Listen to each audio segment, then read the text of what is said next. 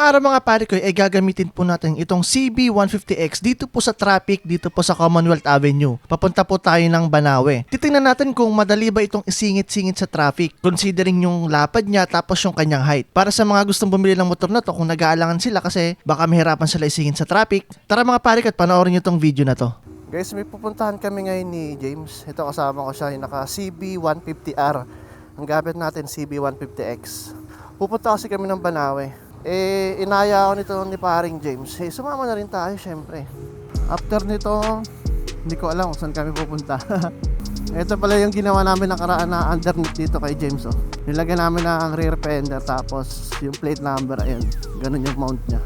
Ito mga pare, kaya matetesting naman natin itong CB150X dito sa mga traffic, kung okay ba siya gamitin dito pang daily, lalo dito sa Metro Manila na napakahaba talaga ng traffic, napakakapal. So dadaan tayo sa Commonwealth, malalaman natin yung kanyang maneuverability. So sa mga gusto nitong CB150X tapos nag-aalangan kung okay ba itong ano niya, maneuverability sa ganitong sobrang traffic, dito nyo malalaman mga pare ko. Ito, nag-umpisa na tayo sumingit-singit. Tingnan natin kung papasok ba. Ay sige, paunahin na natin to. Okay, suwabing suwabe. Suwabe lang. Hindi naman pala siya ganun kahirap talaga dito sa traffic. Mataas lang siya pero hindi siya yung kalaparan talaga. Pakaramdam ko parang normal na bike lang din yung gamit ko. Siguro nasanay lang din ako sa mga matatabaan na motor. Kasi ang motor ko empty, click. Tsaka ito, gumamit ako nito. Pero kung nasanay kayo sa mga maninipis, yung mga Raider, RS125, yung mga ganun, medyo maninibago kayo dito ng konti. Pero kapag nasanay kayo sa malapad talaga, ang click malapad na rin yung kung tutuusin okay na rin siya. Hindi kayo masyadong mag-a-adjust talaga.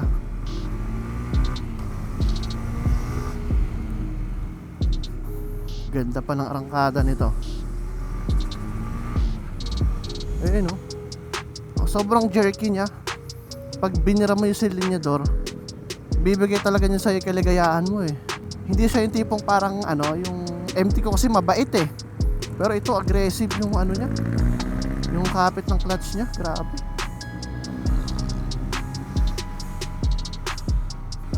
Hopya.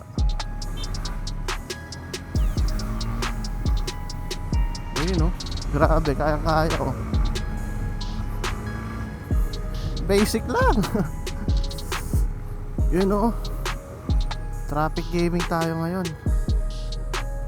Buti na lang nakamotor tayo. Basic lang talaga yung singit dito. Yung mga ganitong lubak, hindi dito iindahin. Dito natin masusukat itong CB. Kaya ba nito sumingit? Hindi tayo nakalusot Ay, lulusot tayo dyan. Dito tayo, kaliwa. Kaya. Malubak siya pero basic lang dito sa motor. Dito talaga design tong motor sa mga lubak na ganito Tingnan nga natin, kaya ba? Kaya yan.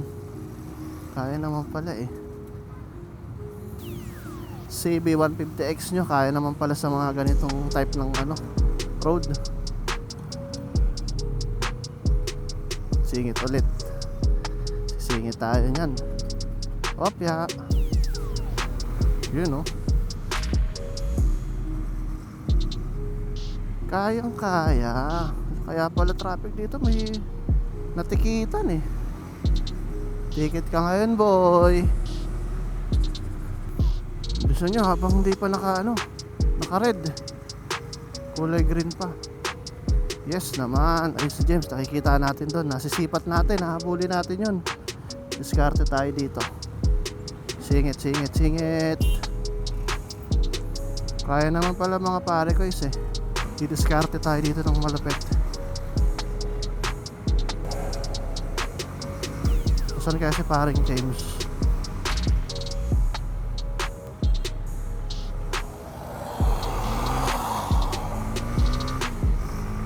Na-epits tayo, na-epits. Ay, so yun, si paring Jaime nasa gilid. Buti nakita rin naman niya ako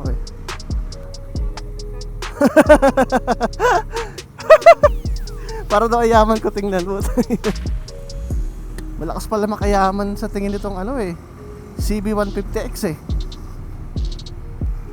Susundan lang natin to si paring James. Pag kumasya yung motor niya, malamang sa Malapang kasya rin yung sa atin. Parehas lang to ng makina eh, yung sa kanya tsaka yung sa akin. Yung frame din, halos parehas lang. Parehas na parehas nga ata eh. Yan na, medyo bumubuka na dito.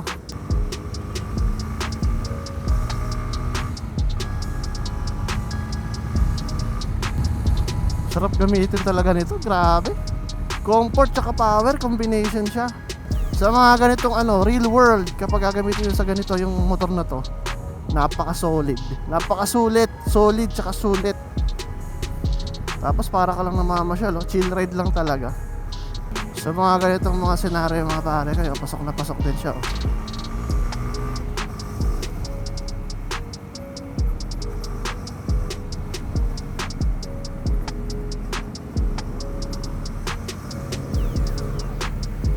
Gandang sora na tayo. Ganun lang kabilis. Andito na tayo. Okay din naman pala to gamitin sa ganito eh. Sabi kasi ng iba baka mahirap daw sa traffic kaya nag-aalangan bumili. Eto mga pare kayo no, nagamit na natin dito. Ano pa ako, scooter user pa ako ha. Hindi talaga ako yung manual talaga, pero hindi naman ako masyado nahirapan. Tsaka itong bike na to no, ma-appreciate ko talaga siya kapag nag long ride kayo. Sobrang sulit gamitin. Ang ganda kasi ng handling niya, upright position, pati yung lower body ko, yung paa ko eh, napakaganda din. Daming mga kasabay dito. Parang uulan pa mga pare kayo. Kaya lang init eh. Ngayon, gravity. Yan na nga mga pare kayo, nararamdaman ko na ang ulan. Kaya nga eh, naabutan pa tayo. Malapit na ba tayo? Ah, malapit na.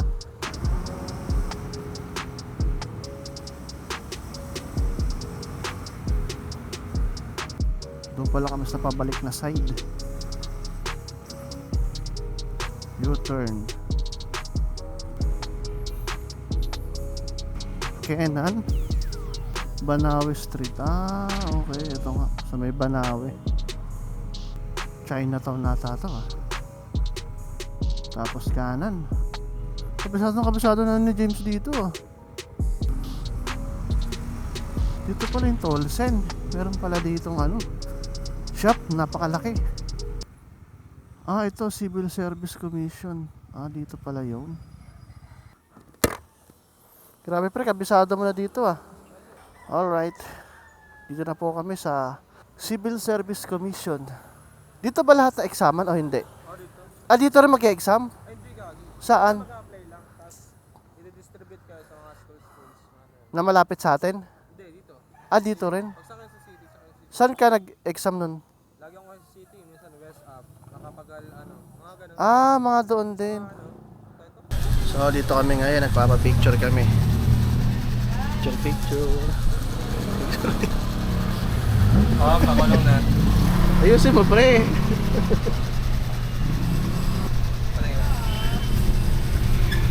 Okay, ayo. Makas tayo. Dito nagsisimula ang mga pangarap. Sana, ipangarap tayo natin matupad. Ano ba naisip na? Akala ko Ano ba nakain natin ba tayo ng KCSC? Nag-inuman na tayo kagabi. Oo, ito naman. Tayo dyan. Akala ko matatawa ka kanina eh. Kaya nga eh, buti nga na nga eh. Nanginginig-tingin ako eh. Nagagano.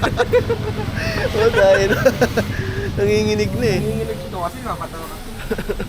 So yun guys no, ano kami, lilipat kami ng location kasi hindi na pala dito yung file ng civil service. So doon kami sa Fisher Mall, pinakamalapit dito. Dalawang mall eh, SM North EDSA saka Fisher Mall. Since dito kami sa may bandang Banawe, Fisher Mall yung pinakamalapit sa amin. So tara, punta na naman tayo doon. So dito kami ngayon sa Fisher Mall. Lumipat kami dito, dito yung basahan ng ano eh, CSC. Application pa lang pre. Application pa lang. Papabasa tayo. Application ba? Papabasa. Sana magdila ang helika pre. Ayun sana. Ikaw yung pre kasi kasama ka. Kasi ikaw lang nakapasa ng samahan loob sa'yo. At ba sinama, nakapasa tuloy. Tapos basta tayo parehas dyan. Ito yung sana. Ano sana? Anong iwanan? Mas ako ang pumasa, ikaw hindi. Sama na lang po sa akin. Sama naman loob ko sa'yo. Baka sumama dun eh. Silent time ko eh. Pre, na-expired ba yan? Wala, O yung pre. habang buhay na yan? Ang boy yan.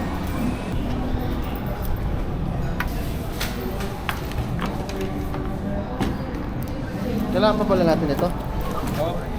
So yun mga pare ko, okay na, successful, nakapagpasa na kami ng application doon sa civil service. Ganun lang pala kabilis doon. Ito, masusubukan ulit yung CB150X sa ganitong mga traffic.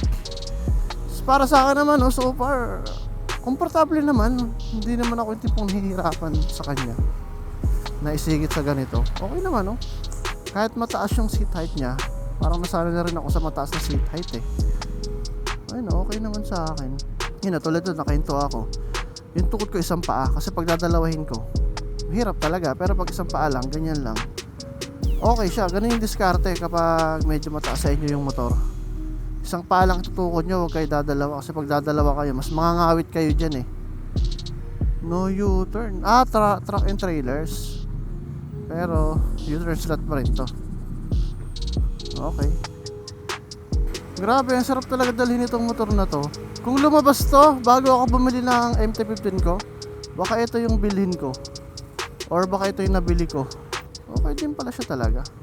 First time ko tumaidal sa ganito eh, sa mga ganitong traffic. Ayan, real world. Sa long ride, na-try na rin natin to, Nueva Ecija. Ganito naman sa traffic, okay din. So, hindi talaga totoo yung sinasabi ng iba na mahirap to sa traffic. Although, ano lang naman nila yun eh. Sa tingin lang nila kasi mataas daw yung motor, medyo malapad. Pero, sa totoo, kapag nagmamay-ari kayo nito, hindi naman pala. Mali yung iba. So, tayo ang tama. Ito. Kasi naigamit talaga natin, experience natin dito sa traffic eh. Weekdays ngayon kaya may mga pasok kaya ganito yung traffic dito sa Quezon City. O, daming sasakyan. O, lulusot tayo dito. Lusot yan. Kasya ba dito? Tingnan nga natin. Nice. Oh, basic. Kayang kaya. Palamig, tara. Noohaw ka? Sige. Nandito tayo sa Fairview na to banda eh. Napakabilis rin talaga ng biyahe natin. Kasi mabilis rin yung gamit natin motor eh. Madali natin nasisingit-singit at the same time maganda yung acceleration niya.